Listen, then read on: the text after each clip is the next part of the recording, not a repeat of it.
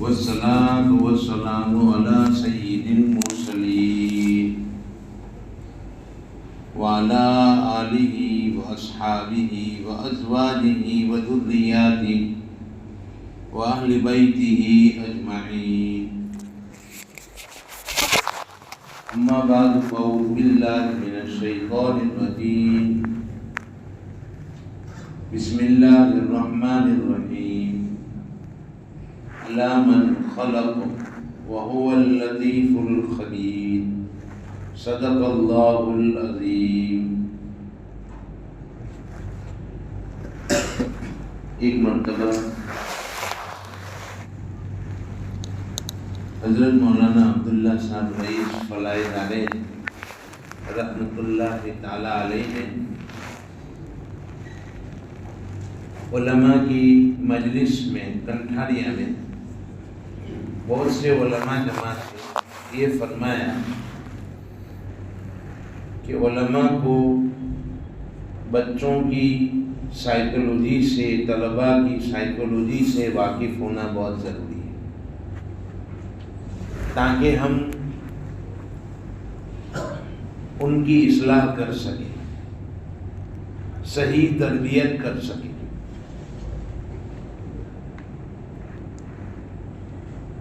حضرت نے فرمایا کہ میں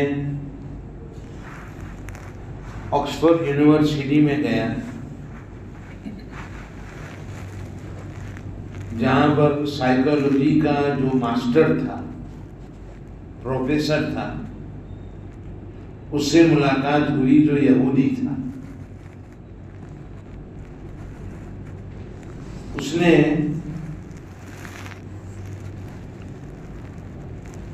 حضرت والا کی بات پر ان کا پورا کتب خانہ بتایا. حضرت نے ان سے پوچھا کہ آپ نفسیات کا، سائیکولوجی کا مطالعہ کس کتاب سے کرتے ہو؟ آپ کا ماخذ کیا ہے؟ جو حضرت رئیس فلاح دارین رحمۃ اللہ تعالی علیہ کو جانتا ہے، ان کو معلوم ہے کہ حضرت کو کتابوں کا بہت شوق تھا اور وہ علماء کی اس لائن میں رہبری کرتے رہتے تھے کہ فلاں کتاب نہیں آئی ہے، فلاں آئی ہے، فلاں آئی ہے.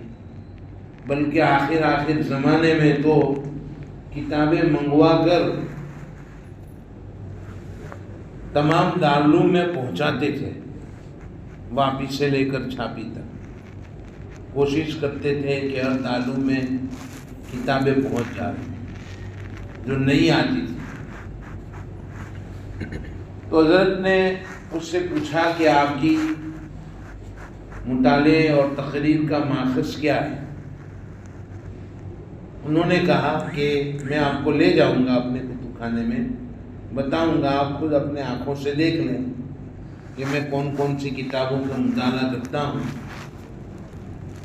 فرمایا کہ میں جب ان کے کتب خانے میں گیا تو حیران رہ گیا، اس لیے کہ ساری کی ساری کتابیں حدیث کی تھی، سب حدیث کی کتابیں. اور کہاں میں اسی کا مطالعہ کرتا ہوں. یہودی جو ہیں اس کے بارے میں قرآن میں خود فرمایا ہے یعرفونہم کما یعرفون ابناءہم، کہ وہ نبی کریم صلی اللہ تعالی علیہ وسلم کو ایسے جانتے ہیں جیسے کہ وہ اپنی اولاد کو جانتے ہیں.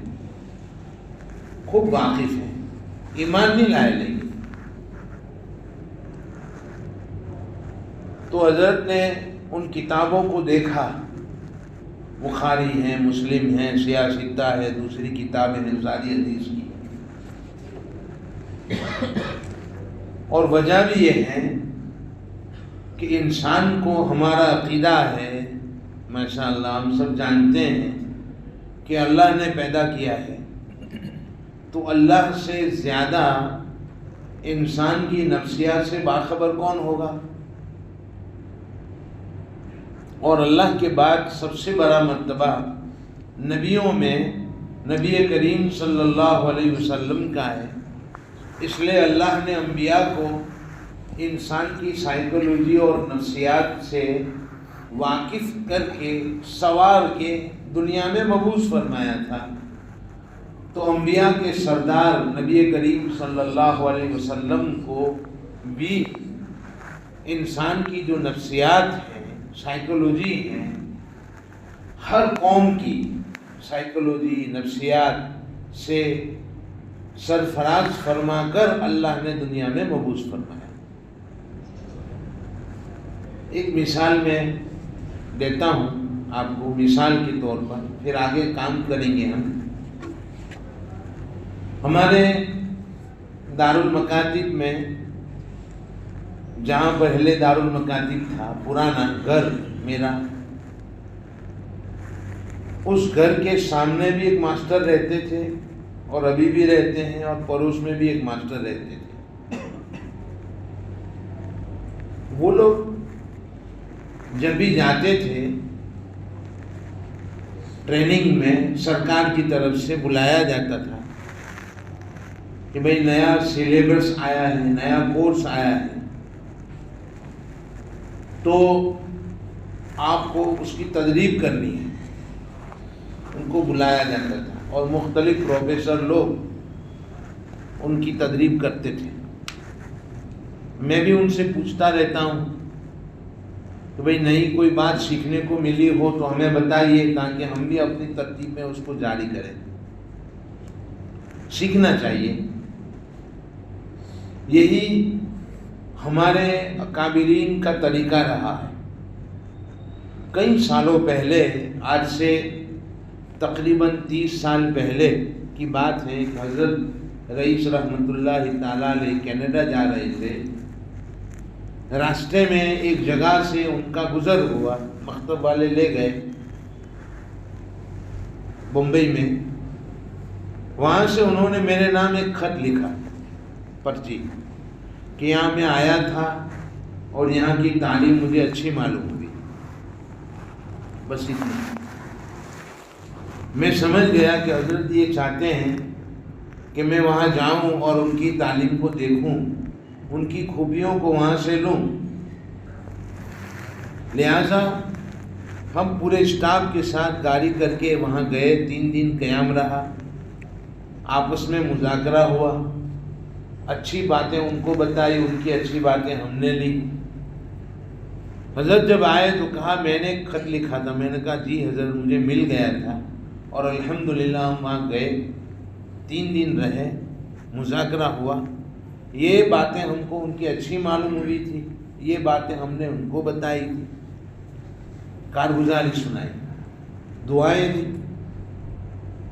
علماء یہ سمجھتے ہیں کہ میں کامل ہوں، اتنے سالوں سے پڑھا رہا ہوں، مجھے اب کسی کام کی ضرورت نہیں ہے.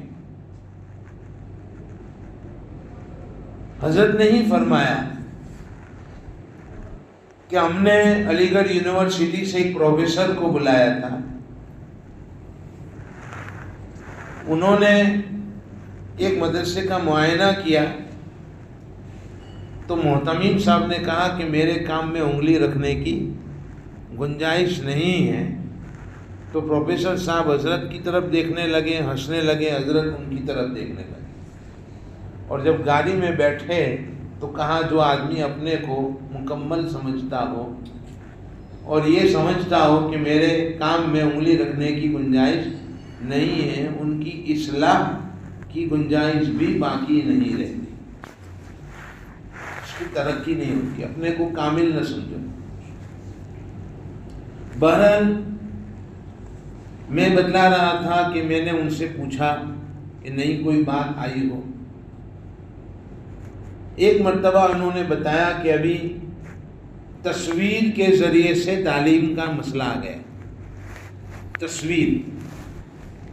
تصویر کے ذریعے سے تعلیم، اس کی ٹریننگ کے لیے ہم کو بلایا گیا تھا. نیا سائیکولوجی آئی، نئی نفسیات آئی. اور نیا کورس آیا. میں نے کہا اچھا بتاؤ. تو انہوں نے کہا کہ تصویر مثلاً ایک درخت ہے, بادل بنے ہوئے ہیں, اس درخت کے اوپر 2 چڑیا ہے, 3 چڑیا اڑتی ہوئی نظر آئی ہے, 2 بیٹھی ہوئی ہیں, ایک تصویر ہے, اس کے ذریعے سے بچوں کو پڑھانا ہے, کچھ لکھا ہوا نہیں ہے. میں نے کہا بہت آسان. کہا بتاؤ کیا ہے اس میں. میں نے کہا کہ میں بچوں سے پوچھوں گا درخت پر کتنی چڑیا ہے,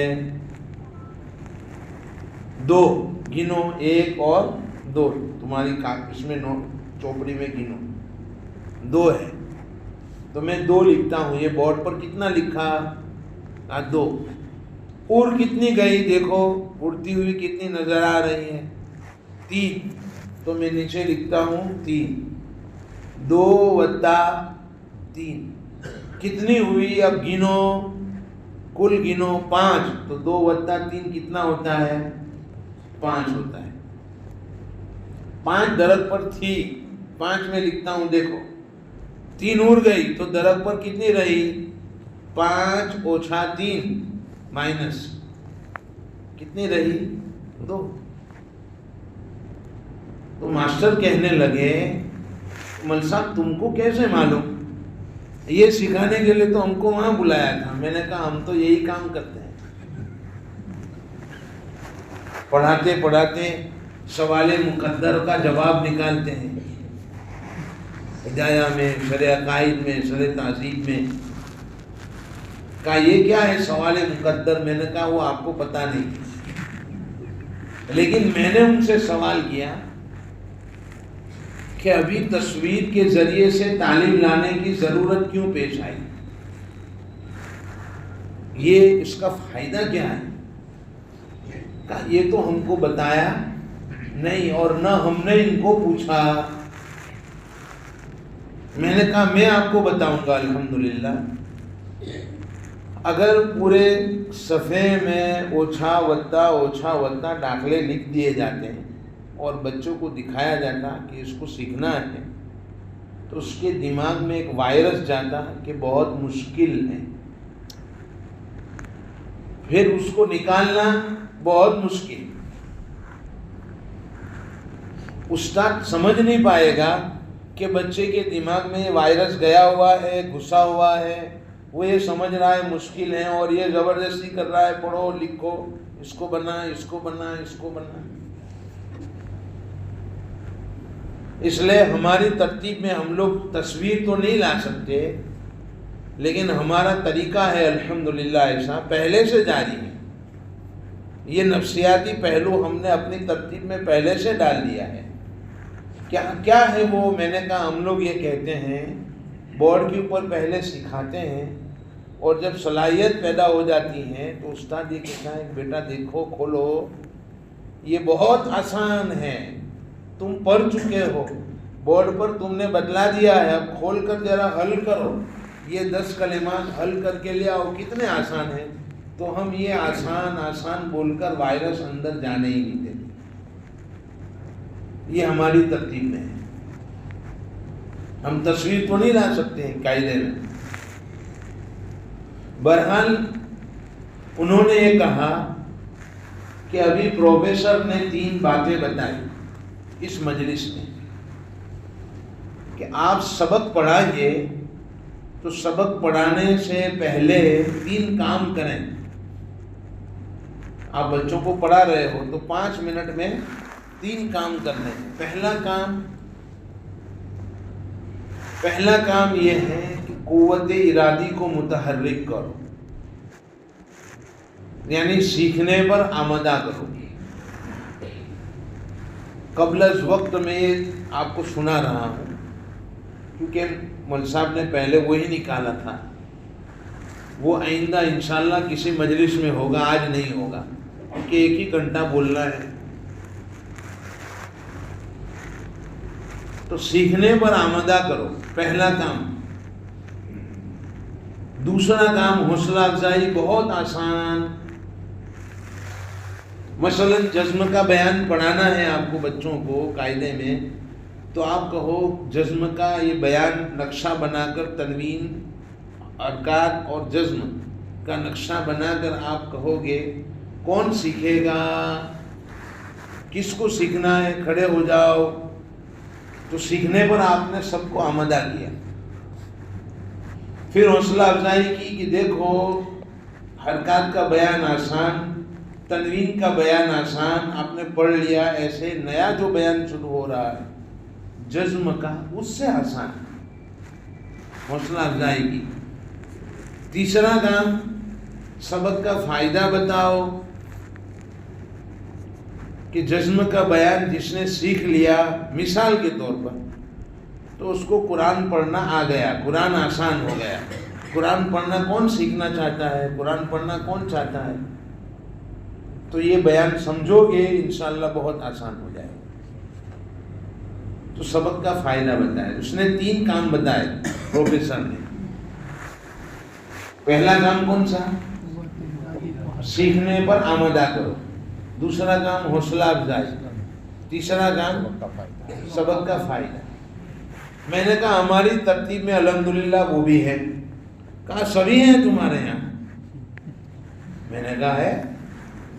یہ جو تم سیکھ کر آئے ہو وہ پہلے سے ہیں، اور یہ اس پروفیسر کی بات نہیں ہے بلکہ حدیث میں ہے.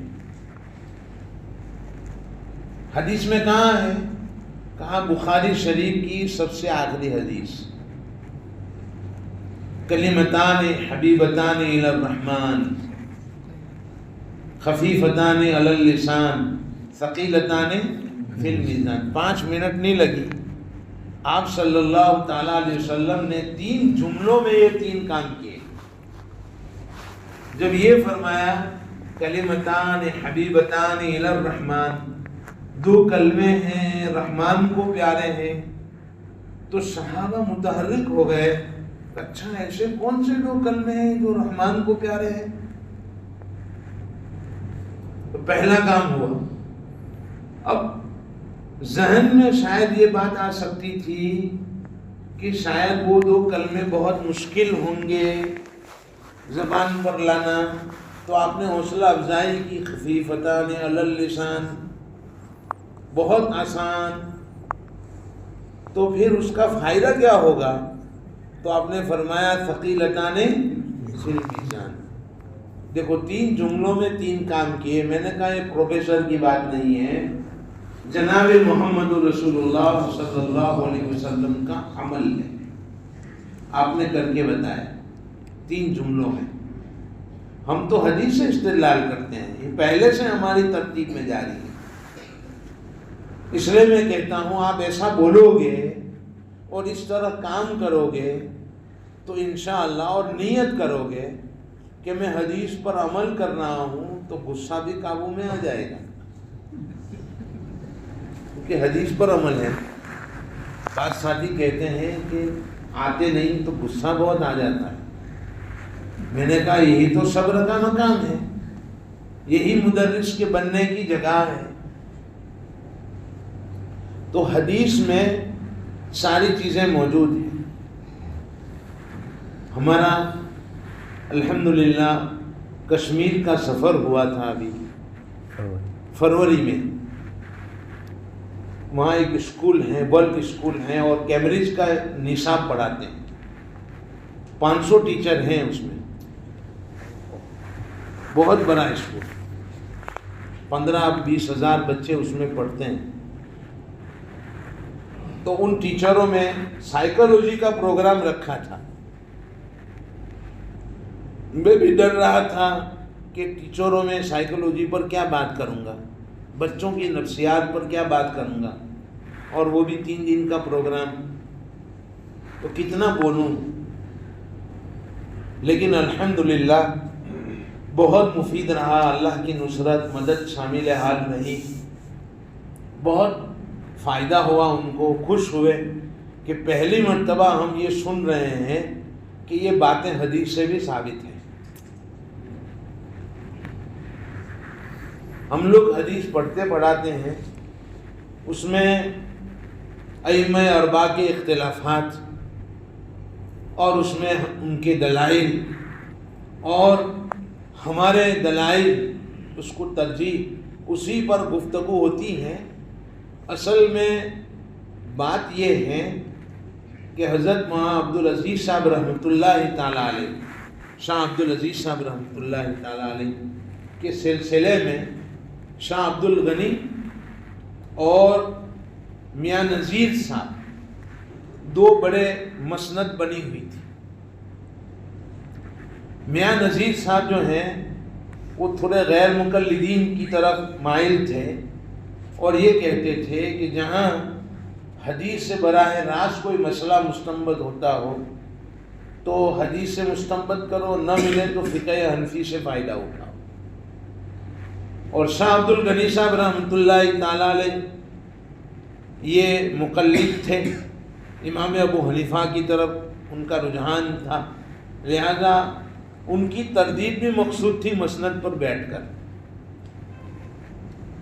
غیر مقلدین کا جو فتنہ تھا ان کا تعقب بھی اصل مقصود تھا شاہ عبد الغنی صاحب رحمۃ اللہ تعالیٰ علیہ کو، اور ان کے شاگرد حضرت مولانا قاسم نانوتوی رحمۃ اللہ تعالیٰ علیہ، حضرت مولانا گنگوہی رحمۃ اللہ تعالیٰ علیہ، حضرت گنگوہی رحمۃ اللہ تعالیٰ علیہ، رشید احمد گنگوہی رحمۃ اللہ تعالیٰ علیہ، یہ سب ان کے شاگرد تھے، لہذا انہوں نے وہی طرز اختیار کیا اور فقہ حنفی کی خدمت اصل مقصود تھی، اس لیے وہی طرز ہمارے علماء میں بھی آج تک جاری ہے۔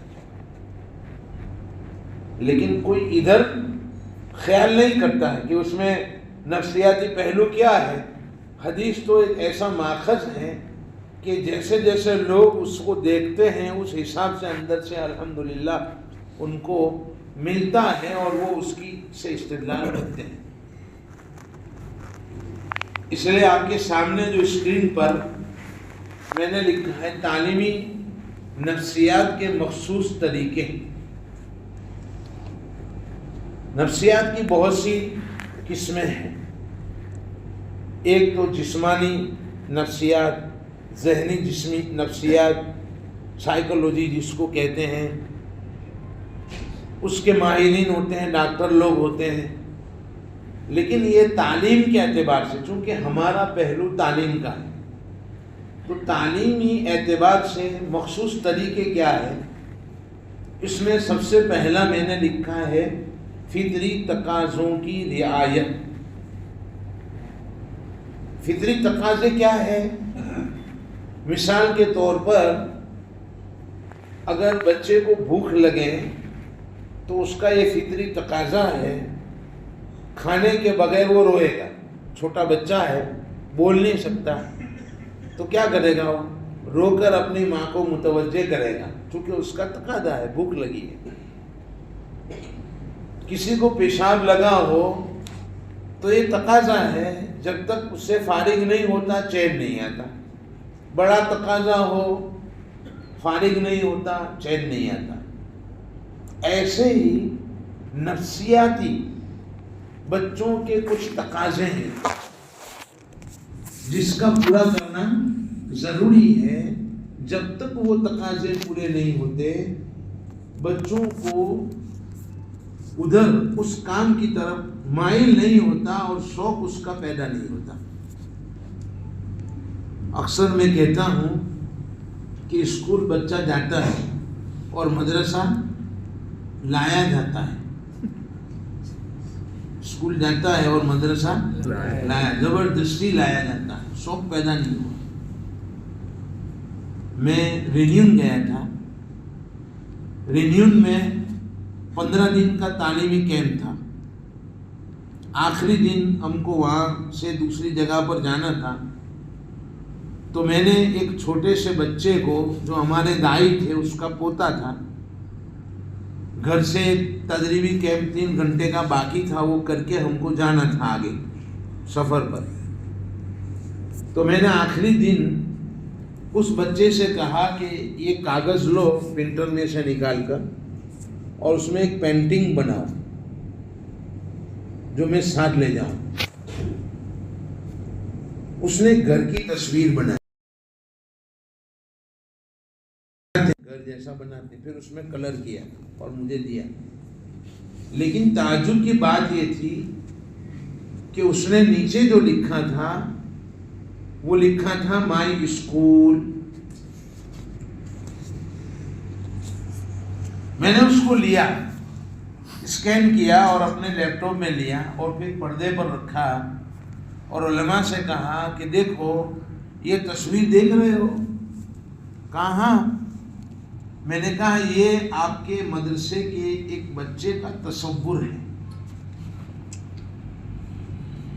جو اسکول سے جڑ گیا لیکن مدرسے سے نہیں جڑا. اسکول کو اپنی سمجھ رہا ہے، مدرسے کو اپنا نہیں سمجھ رہا ہے. ہمیں کچھ اپنا رویہ بدلنے کی ضرورت ہے تاکہ بچے ہم کو اپنا سمجھیں، مدرسے کو اپنا سمجھیں، اس سے تعلق پیدا ہو. آج سے بہت سال پہلے ہماری بچی چھوٹی تھی، معلوم نہیں مجھے کیا ہوا، غصہ آ گیا.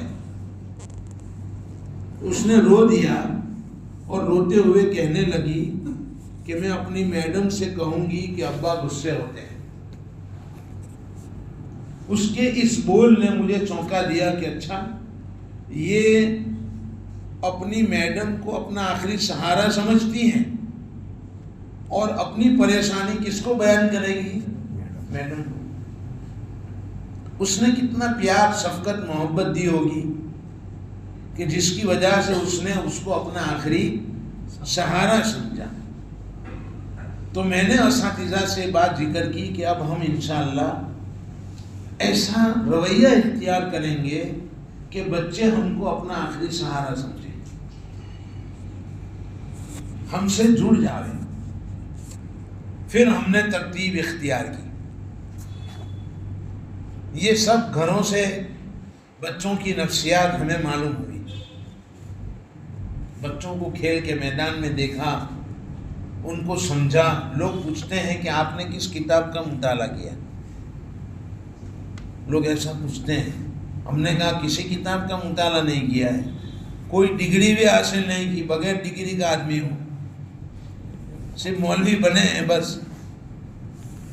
لیکن اس کام میں لگے اور بچوں کا مشاہدہ ہوا، مکتب کی اندر زندگی کھپا دی. 34 سال ہو گئے کام کرتے کرتے. تو بچوں کی نفسیات سے الحمدللہ اللہ نے کچھ ہمیں عطا فرمایا کہ یہ ہیں ان کی اصل نفسیات، جس سے ترتیب پوری ہم نے الحمدللہ ترتیب دی ہے. اس لیے مفید بھی ہیں، ہزاروں مکاتب میں جاری ہیں. ہم نے گزشتہ سال دیکھا کہ بغیر کسی اعلان کے تقریباً 850 علماء الحمدللہ تشریف لائے. 850 علماء دارالمکاتب میں جنہوں نے تربیت حاصل کی. اور اس سال تو اس سے زیادہ آ رہے ہیں. کتنے ہو گئے مرزا؟ 350 ہو گئے. رمضان کے بعد سے اب تک مہینہ ہوا ہے جاری ہوتے ہیں.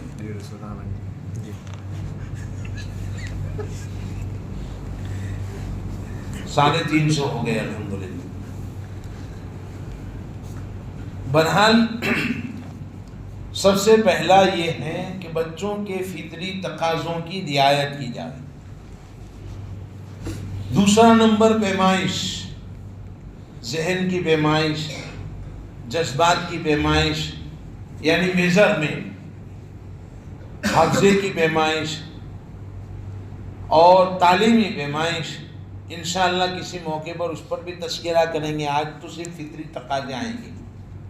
مشاہدہ، آبزرویشن جس کو کہتے ہیں، بچوں کا مشاہدہ.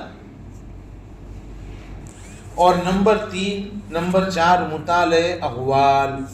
بچہ کہاں رہتا ہے، اس کے ارد گرد کا ماحول کیسا ہے، کس کے ساتھ اس کی دوستی ہے، کھیل کے میدان میں کیا کر رہا ہے، اندر باہر مدرسے میں اس کی حرکت کیسی ہے، باہر اس کی حرکت کیسی ہے. اس سب سے ایک استاد کا واقف ہونا بہت ضروری ہے. اس کے بغیر اس کی صحیح تربیت نہیں ہو سکتی. ہمارے ساتھ حج پر ایک ساتھی آئے ہوئے تھے، تو کہا کہ آپ کو مولانا کے ساتھ جانا ہے۔ ان کی والدہ ساتھ میں تھی، تو والدہ کو لے کر آ رہا تھا۔ وہ دوسرے ملک میں رہتا تھا، وہاں سے آیا اور سفر حج میں ہمارے ساتھ تھا۔ اس نے کسی ساتھی سے کہا کہ مول صاحب کے ساتھ تو مجھے بہت تکلف ہوگا، ادب سے رہنا پڑے گا، کیسے رہوں گا، مشکل ہیں میرے لیے۔ تو کہا کہ نہیں، تجھے مزہ آئے گا۔ اور ہم ساتھ ہو گئے، تو ایئرپورٹ پر میں نے کہا چلو چائے پینے کے لیے۔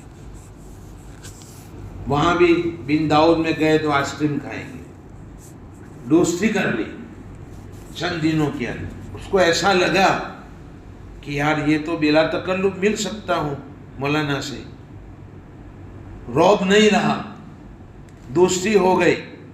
تو اب اس نے اپنے عقائد بیان کرنے شروع کیے۔ اصل جو مقصود تھا کہ اندر سے نکالوں میں، تو اس نے اندر سے نکل کر کہا کہ میں حج میں آیا ہوں، کوئی شوق حج کا نہیں تھا مجھ کو، میں تو میری ماں کے لیے آیا ہوں، اس کو لانا تھا تو حج میں آ گیا، باقی مجھے نہ حج کے ارکان آتے ہیں، نہ مجھے کوئی شوق ہے۔ بتائیے کتنی خوشی ہوتی ہے حج کے موقع پر، اس کو کوئی خوشی نہیں۔ اور اس کے جو احوال تھے بالکل بے دینی بلکہ ارتداد کے عقائد کہ خدا ہے ہی نہیں، جیسے آج کل پاکستان میں فتنہ چلا ہے۔ بعض لوگ کہتے ہیں کہ خدا ہے ہی نہیں، یہ دنیا ایسے ہی بنی ہے، دہریت جس کو کہتے ہیں، ایسے اس کے عقائد تھے۔ اگر ہم اس کو اس طرح کا اس کے ساتھ سلوک نہ کرتے تو اس کے عقائد ہمارے سامنے نہ آتے ہیں، وہ ہمیں بیان نہ کرتا۔ اس نے کھل کر بیان کیا، میں نے اس کو سمجھایا، اور الحمدللہ اس نے توبہ کی اور اچھی طریقے سے حج ادا کیا۔ سمجھ میں آ رہی؟ تو مطالعہ احوال، بچوں کے ساتھ گل مل کر اس کے اندر کی باتوں کو معلوم کرنا، احوال کو معلوم کرنا، کیا چل رہا ہے۔ آج کل تو ماں باپ اس سے کچھ پوچھتے نہیں ہیں، اسکول میں کیا چل رہا ہے، کیا کر رہے ہو۔ حضرت مولانا خالد بیگ صاحب دامت برکاتہم نے، میں نے سنا حضرت مولانا خالد بیگ صاحب دامت برکاتہم کا وہ سنا رہے تھے۔ مولانا کون سنا رہا تھا؟ وہ ترکیشور میں ہے، کاتب صلاح الدین صاحب سیفی دامت برکاتہم نے سنایا کہ انہوں نے عیسائیت کا سلیبس بھی اسکول میں جاری کیا، یہودیت کا سلیبس بھی جاری کیا، لائے امریکہ سے، عیسائیت کا بھی لائے اور اسلام کا بھی لائے مصر سے۔ تینوں میں کوئی فرق نظر نہیں آیا اسکول میں، ایسا لگا کہ شیطان بیٹھا ہوا ہے اور حکم کر رہا ہے۔ تینوں سلیبس میں کوئی فرق نہیں، یہودیت ہو، عیسائیت ہو کہ اسلامیت ہو، کیونکہ اسلامی مصر کا جو سلیبس تھا اس میں ایک مثال دی انہوں نے، کاتب صاحب نے، کہ خالد بیگ صاحب نے مثال دی، ہم لائے تو انگلش میں یہ لکھا ہوا تھا کہ ابراہیم شراب خریدنے کے لیے بار میں گیا، فاطمہ نے 10 روپے کی مثال 1 بوتل شراب کی تھی، اب ابراہیم کو 3 بوتل خریدنی ہو تو فاطمہ کو کتنے پیسے دے گا؟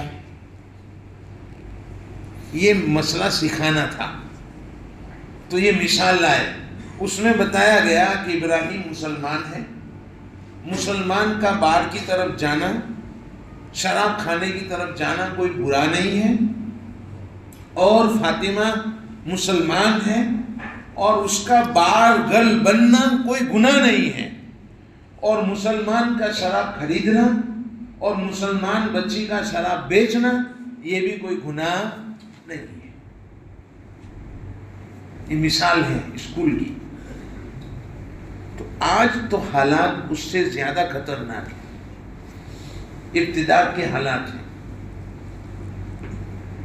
اب ہم کو ان کے احوال کا مطالعہ ضروری ہے، اس سے ملنا جلنا گھلنا، کیا سیکھ کر آئے ہو بیٹا، کیا چل رہا ہے، یہ سب حالات. 24 گھنٹے کی ہماری نگرانی، محض یہ 2 گھنٹے کی تعلیمی ہماری خدمت نہیں ہے، بلکہ ایک فکر ہے، مطالعہ احوال. تو انشاءاللہ مختلف مجلسوں میں ہم آپ کا کھانا بھی کھاتے جائیں گے اور آپ کو بتاتے بھی جائیں گے.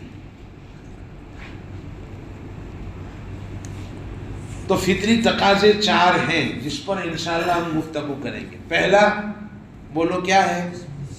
جسمانی حفاظت، شفقت اور محبت، خود نمائی، ذہنی آزادی، 4 فطری تقاضے ہیں. یہ تقاضے ان کے پورے کرنا ہے. پہلا نمبر جو ہے جسمانی حفاظت. 4 سال کا بچہ گھر میں آزاد گھومتا پھرتا تھا، مدرسے میں آئے گا تو زبردست باڈی والا میرے طرح بیٹھا ہوا ہے، لکڑا اس کے ہاتھ میں ہے. سب سے پہلے اس کے دماغ میں سوال ہوگا کہ یہاں میری جسم کی باڈی کی حفاظت ہوگی کہ نہیں ہوگی. یہ پہلا سوال اس کے دماغ میں ہوتا ہے، میری باڈی کی حفاظت ہے یا نہیں ہے.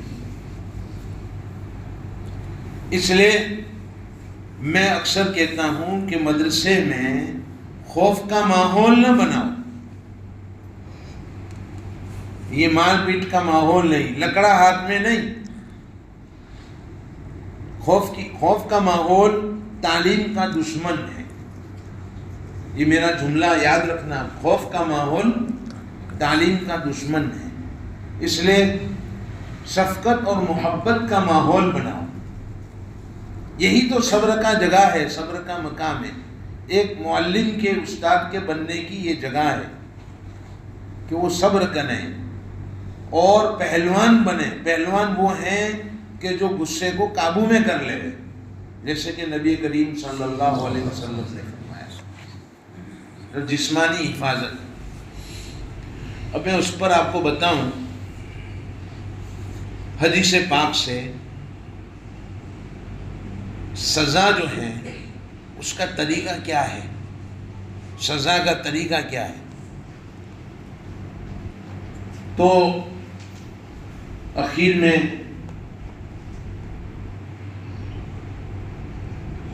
بتلاتا ہوں آپ کو. غلطی کی بنیاد سب سے پہلے معلوم کی جاوے. غلطی کی بنیاد معلوم کی جاوے کہ اس بچے سے یہ غلطی ہوئی کیوں، اس کی بنیاد معلوم کرو.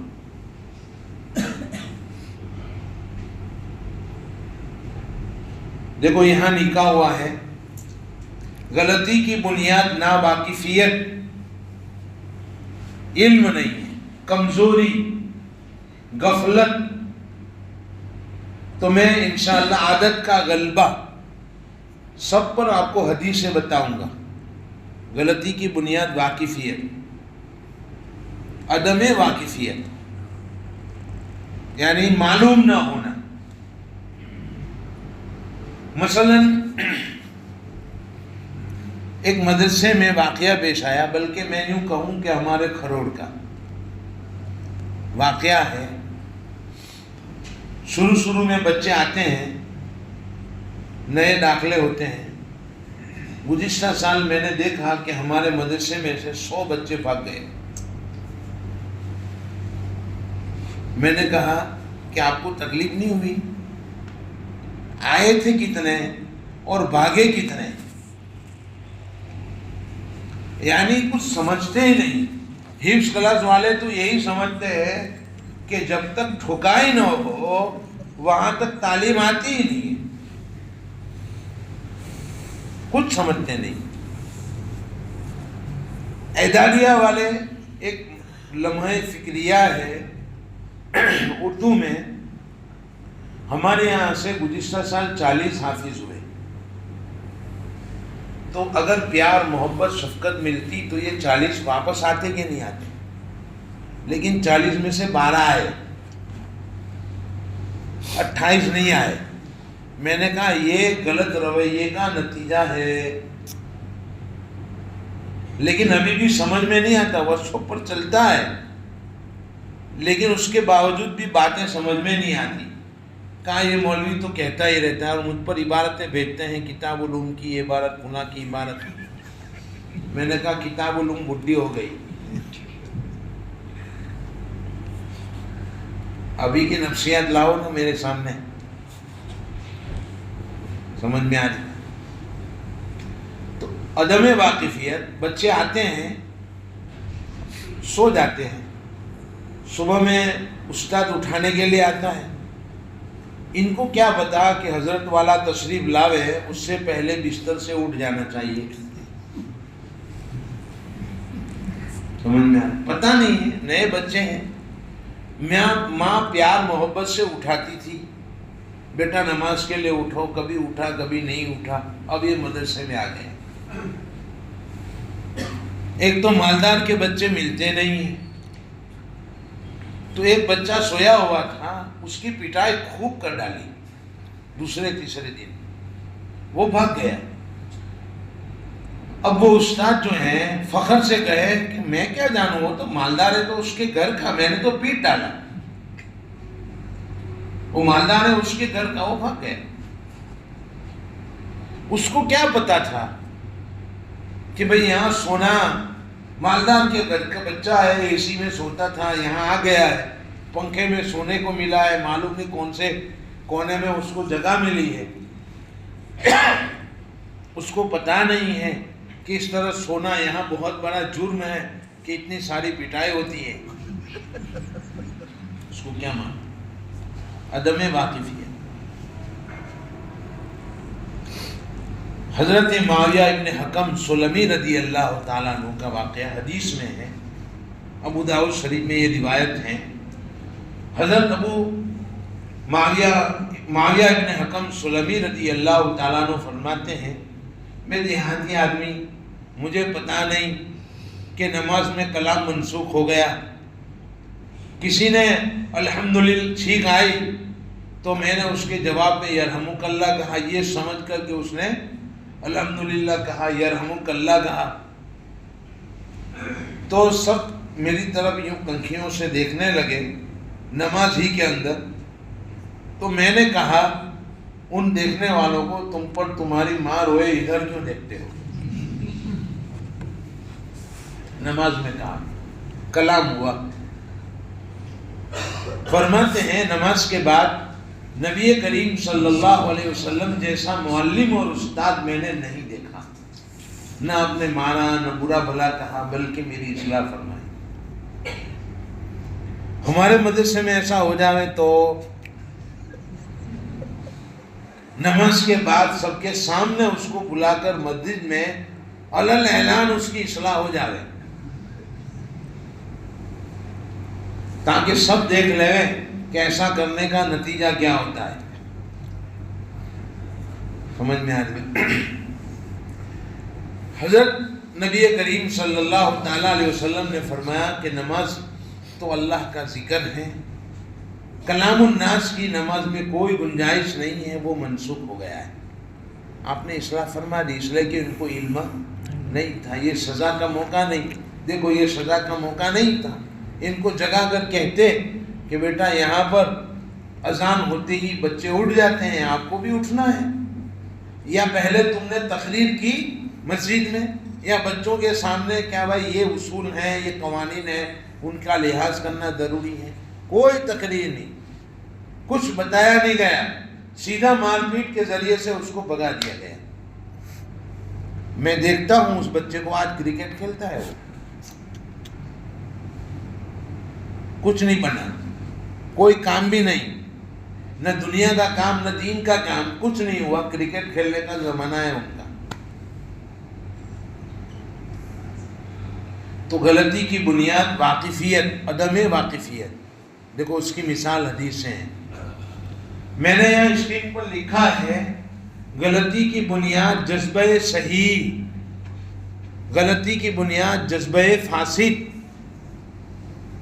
کبھی فاسد جذبہ ہوتا ہے تو وہ غلطی کرواتا ہے، کبھی صحیح جذبہ ہوتا ہے وہ غلطی کرواتا ہے۔ آپ کی اصلاح کا طریقہ کیا ہے؟ حضرت ابو بکر رضی اللہ تعالیٰ عنہ صحابی ہیں، وہ فرماتے ہیں میں مسجد میں آیا تو نبی کریم صلی اللہ علیہ وسلم نماز میں تھے اور رکوع میں تھے، تو صف کے اندر پہنچنے سے پہلے میں نے رکوع کر لیا اور رکوع میں چلتے چلتے صف میں شامل ہو گیا۔ آپ صلی اللہ تعالیٰ علیہ وسلم نے نماز کے بعد پوچھا تو میں نے کہا یا رسول اللہ صلی اللہ علیہ وسلم، میں نے رکعت پانے کی غرض سے ایسا کیا۔ اب ہمارے یہاں یہی مسئلہ ہے کہ ایسا پتہ چلے کہ رکوع میں چلا تو اس کی پٹائی ہو جاوے کہ پتہ نہیں ہے کہ رکوع میں چل کر آتا ہے، نماز میں چلتا ہے۔ آپ صلی اللہ تعالیٰ علیہ وسلم نے ان سے فرمایا زادک اللہ حرصک ولا تعد، حدیث میں ہے اللہ آپ کی حرص کو زیادہ کریں۔ دو باتیں معلوم ہوئی کہ جذبہ صحیح ہو تو اس کی قدر کرو، ماشاءاللہ تمہارا جذبہ صحیح ہے، اللہ آپ کے جذبے کو بڑھاوے۔ دوسرا کام دعا دو، اور تیسرا کام پھر آپ نے اصلاح فرمائی ولا تعد، کہ یہ قانون اسلام کے خلاف ہے اس لیے آئندہ ایسا نہ کرنا۔ تو جذبہ صحیح ہو تو تین کام، اس کی قدر کرنا، جذبہ صحیح کی قدر کرو، اور پھر اس کو دعا دو، اور پھر اس کی اصلاح۔ ہم اپنے بچوں کو مار پیٹ تو کرتے ہیں، ڈانٹ ڈپٹ کرتے ہیں، کبھی ان کے لیے مسجد میں بیٹھ کر تھوڑی دیر کے لیے نام لے کر دعا کی؟ نام لے کر دعا نہیں۔ ہمارے قریب میں ایک بستی ہے کوسمڑی، اس میں ایک مرتبہ میں امتحان کی غرض سے گیا تھا، بچوں سے سوالات کر رہا تھا، تو مسجد میں ایک جماعت بیٹھی ہوئی تھی، ٹرسٹی لوگ ساتھ میں تھے، سب کلاسوں میں گھومے، ایک جماعت مسجد میں تھی، وہاں آئے تو ٹرسٹی حضرات بھی آئے، اس میں ایک بوڑھے میاں بھی تھے، وہ رونے لگے۔ میں نے پوچھا کہ آپ کیوں روتے ہو؟ کہا آپ جس پیار سے، جتنی محبت سے ان بچوں سے پیش آ رہے ہو، سوال کر رہے ہو، تو ہم کو ہمارے استاد یاد آ گئے۔ اسی مسجد میں اسی طرح بیٹھ کر ہمارے استاد ہمارے ساتھ معاملہ کرتے تھے۔ پھر یہ کہا کہ اتوار کے دن چھٹی کا دن ہوتا ہے، اسکول کی چھٹی کا، تو چھٹی کے بعد آنا دو آنا اس زمانے میں جو چلتا تھا وہ دے کر چنے منگواوے اور کشیدہ بچھا کر اس پر چنے ڈال دے، اور بچوں سے کہے کہ بیٹا کھاؤ،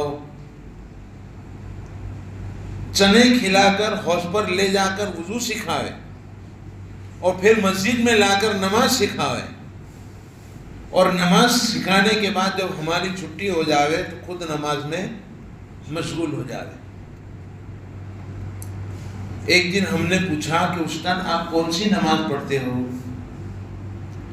انہوں نے کہا کہ بیٹا میں نے آپ کو نماز سکھائی ہے، اب میں اللہ سے دعا کرتا ہوں کہ اللہ میں نے نماز سکھائی، ان کو نمازی بنا دینا ہمیشہ کے لیے، موت تک یہ آپ کے ہاتھ میں ہے، ان کو نمازی بنا دینا۔ کیا ہم نے اپنے بچوں کے لیے دعائیں کی کہ یہ کمزور ہیں، میں سکھاتا ہوں، اس کی کمزوری کو دور کر دے، میں نے سکھایا ہے ان کو عمل میں لا دے، عمل پر جما دے؟ ایسی دعائیں ہم نہیں کرتے۔ اپنی دعاؤں میں ان کو شامل کرو۔ جذبہ فاسد، کبھی جذبہ فاسد ہوتا ہے، جذبہ صحیح ہو تو کتنا کام کرو گے؟ تین کام۔ جذبہ صحیح کی قدر، دعا اور اصلاح. نبی کریم صلی اللہ تعالیٰ علیہ وسلم کے پاس ایک بچے کو لایا گیا جو کھجور پر ڈھیلے مارتا تھا. بچوں کی عادت ہوتی ہے، ڈھیلے مارتے ہیں. اب آپ کے پاس لایا گیا تو آپ نے اس کی کیا کی؟ پٹائی کی. کیوں مارتا ہے بھائی؟ آپ صلی اللہ تعالیٰ علیہ وسلم نے ان سے پوچھا کہ آپ ایسا کیوں کرتے ہو؟ کہا پیٹ کے لیے. تو آپ نے پیٹ پر ہاتھ رکھ کر دعا کی کہ اللہ ان کے پیٹ کو بھر دے، اور پھر یہ فرمایا کہ کھجور جو نیچے پڑی ہوئی ہو وہ کھا لینا پر ڈھیلے نہ مارنا،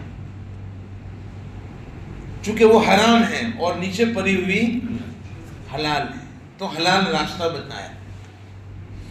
جذبہ اگر فاسد ہے، جیسے فاسد تھا پیٹ بھرنا، تو اس کا حل، جائز حل بتاؤ کہ جائز حل کیا ہے، اور دعا کرو کہ اللہ تعالیٰ اس کے جذبے فاسد کو ختم کر دیں، صحیح جذبہ اس کو عطا فرماوے.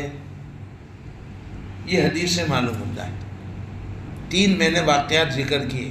غفلت ہوں یعنی عدم واقفیت.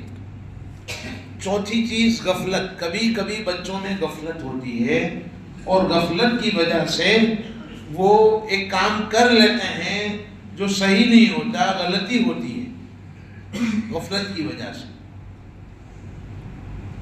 حضرت انس رضی اللہ تعالیٰ عنہ کا واقعہ ہے ابو داؤد شریف کے اندر. آپ صلی اللہ تعالیٰ علیہ وسلم نے کسی کام کے لیے بھیجا. حضرت انس چھوٹے تھے اور ان کی والدہ نے ان کو نبی کریم صلی اللہ تعالیٰ علیہ وسلم کی خدمت میں بھیجا تھا. حضرت انس رضی اللہ تعالیٰ عنہ کو کسی کام کے لیے بھیجا. وہ باہر نکلے اور بچے کھیل رہے تھے. تو بچوں کی عادت ہوتی ہے کہ کھیلتے ہوں تو وہ بھی ساتھ میں کھیلنا شروع کر دیتے ہیں. حضرت انس نے بچوں کے ساتھ کھیلنا شروع کر دیا. مثلا استاد پانی منگواوے اور وہ باہر جائے اور بچے کھیل رہے ہو، وہ پانی کے بجائے بچوں کے ساتھ کھیلنے لگ جاوے اور وہ نہ آوے. تو کافی دیر ہو گئی. نبی کریم صلی اللہ تعالیٰ علیہ وسلم باہر تشریف لائے. ہمارا استاد باہر جاوے تو کیا کرے گا؟ ایک تماچا رسید کرے گا. بیوقوف پانی لانے کے لیے بھیجا، یہاں کھیلنے میں لگ گیا. آپ صلی اللہ تعالیٰ علیہ وسلم نے حضرت انس سے فرمایا یا انیس، پیار سے فرمایا یا رسول اللہ وہ کام ابھی کر کے آتا ہوں، بھول گیا تھا. سمجھ میں آ رہی؟ یہ ہے اصل. تو غفلت کبھی ہوا کرتی ہے تو ان کو یا انیس کہہ کر متنبہ کیا. ان کو متنبہ کرو، غفلت کو دور کرو. آیا سمجھے؟ یہ مطالعہ احوال ہے. آپ احوال کا مطالعہ کرو گے تو بچوں کی جو غلطی ہے اس کی بنیاد معلوم ہوگی. ایک واقعہ میں سناتا ہوں آپ کو، یاد آ گیا مجھے. ہمارے یہاں ایک مل صاحب تھے پالنپور کے، اور میرے یہاں مارنا منع ہے. جب میرے پاس مدرسہ تھا، 20 استاد تھے، کچھ معلمات تھی، میں کہتا تھا کہ آپ چہرہ بگاڑو گے وہ بھی مجھے منظور نہیں ہے. چہرہ بگاڑنا بھی منظور نہیں ہے. خوشی خوشی پڑھاؤ. شاید ہمارے شاگرد جانتے ہیں کہ کئی سال ہو گئے، 34 سال ہو گئے، میں نے کلاس میں چہرہ بگاڑا نہیں ہے، غصے نہیں ہوا، خوشی خوشی پڑھاؤ. اکثر میں کہتا ہوں، حدیث میں آتا ہے کہ ایک مسلمان دوسرے مسلمان سے ملے ہنستے ہوئے چہرے کے ساتھ تو یہ صدقہ ہے. ایک مسلمان دوسرے مسلمان سے ہنستے ہوئے چہرے کے ساتھ ملیں تو صدقہ ہے. تو کیا ہم اپنے بچوں سے ہنستے ہوئے نہیں پڑھا سکتے ہیں تاکہ صدقے کا ثواب حاصل کریں؟ سمجھ میں آ رہی ہے میں کیا کہہ رہا تھا؟ تو پالنپور کے جو استاد تھے انہوں نے ایک بچی کو مارا. ان کے والد لڑنے گئے. مجھے پتا چلا تو میں نے ان والد سے کہا کہ آپ کی بچی کو آپ لے جاؤ, ہم اپنے مدرسے میں اس کو نہیں رکھیں گے, کیونکہ آپ کی غلطی ہے کہ آپ نے ہمارے استاد کو ڈانٹا. یہاں اذان ہو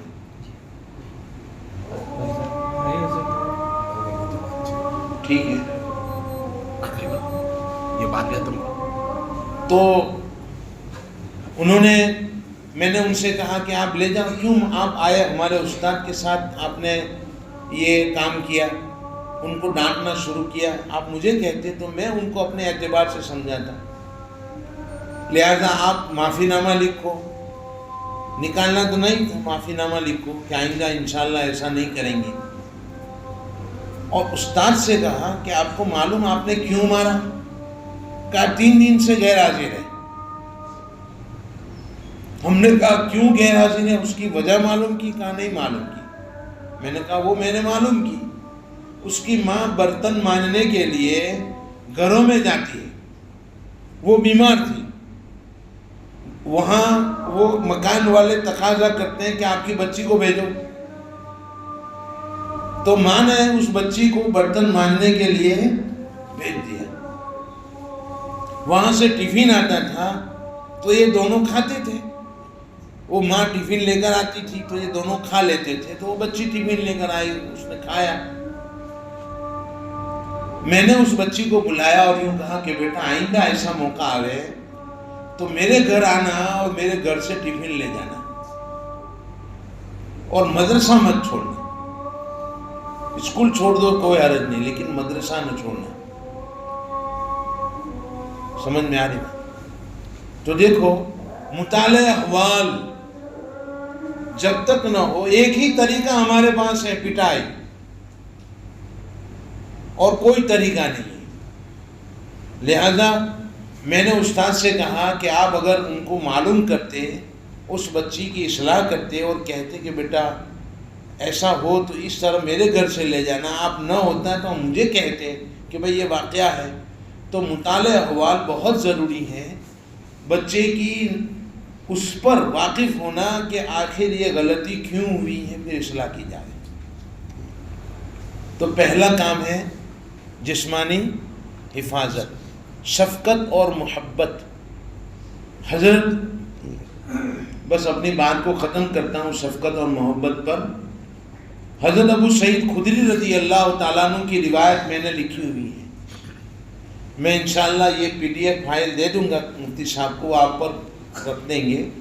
اس میں لکھا ہوا ہے کہ مجلس میں ابو سعید خدری رضی اللہ تعالیٰ عنہ جب نوجوان طلبہ آتے تھے تو خوب والہانہ انداز میں ان کا استقبال کرتے تھے.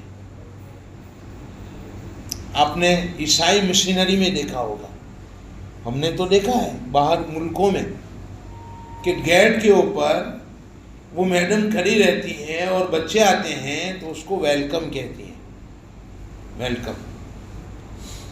سمجھ میں آ رہی؟ اور ہمارے مدرسوں میں گیٹ پر مول صاحب کھڑے رہتے ہیں ڈنڈا لے کر, اور ڈنڈے سے ویلکم ہوتا ہے.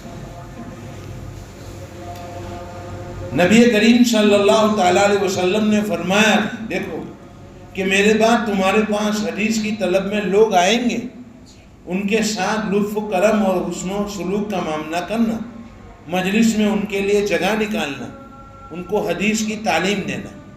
تو قرآن کے لیے آپ بچے آ رہے ہیں, جگہ نکالو, قرآن کی تعلیم تو استقبال کرو, ویلکم, آؤ, مرحبا مرحبا, آؤ بیٹا, بہت ان کا احسان ہے وہ آ رہے ہیں.